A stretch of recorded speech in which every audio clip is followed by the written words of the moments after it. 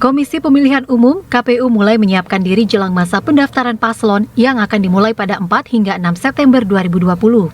Tidak seperti tahun-tahun sebelumnya, di masa pandemi COVID-19 ini, KPU menerapkan aturan yang berbeda. Insan Koryawan, Komisioner KPU Jatim Divisi Teknis Penyelenggaraan menjelaskan, saat mendaftar, setiap pasangan calon harus menyertakan hasil pemeriksaan tes swab. KPU juga membatasi jumlah rombongan yang masuk kantor, hanya paslon, liaison officer atau LO, serta pimpinan partai pengusung. Tak hanya itu, KPU juga menghimbau agar saat pendaftaran, paslon tidak membawa arak-arakan massa pendukung untuk penerapan protokol kesehatan. Biasanya ada pendukung-pendukung yang dikerahkan, itu sudah di luar jangkauan dari KPU.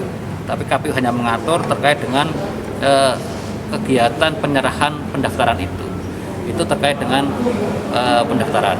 Yang berbeda lagi adalah ketentuan mengenai keharusan dilakukan swab dulu bagi bakal pasangan calon yang akan mendaftarkan, baik calon wali kota, calon wakil wali kota, calon bupati, calon wakil bupati, itu ketika pendaftaran itu harus sudah menyerahkan hasil swab.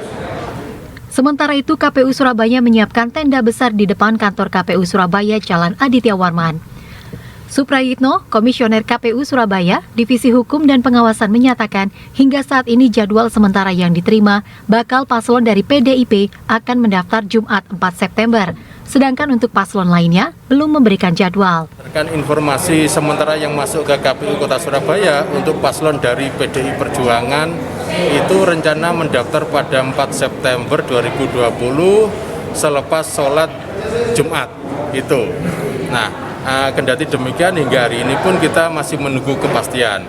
Sementara untuk paslon lainnya kita belum mendapat informasi.